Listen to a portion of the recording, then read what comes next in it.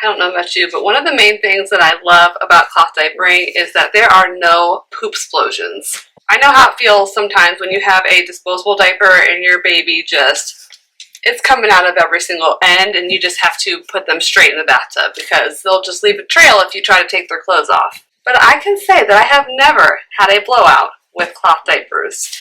Especially our cloth diapers that we have here at the Good Village, they have a thick back elastic, so there's nothing getting through that baby. But because there's a really good seal with the elastic in a cloth diaper versus a disposable, you don't really have any blowouts. Yes, but I can't cloth diaper because I can't handle another load of laundry. Girl, I know. Trust me, the laundry is never ending, and that's why it doesn't really make a difference for me. I have a family of 6, and laundry is all day, sometimes twice a day. It's just nonstop. And I don't even have time for that, which is why it's never really ever caught up. But cloth diaper laundry is a little bit easier because it can just go in the rotation really easily. You can just throw it in and then put it in the dryer, and then it can sit in a basket if you want. You don't necessarily have to clean it.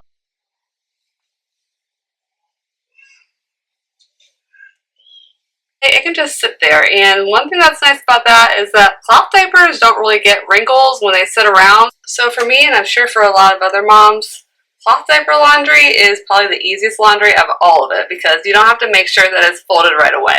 What do you do if your baby grows out of cloth diapers? Some of the biggest one-size diapers also get grown out of by kids. There are other cloth diaper businesses that have XL size diapering, and some of these diapers can go all the way up to 4 or 5-year-olds. If you've grown out of one-size pocket diapers, then XLs is probably the place to go next.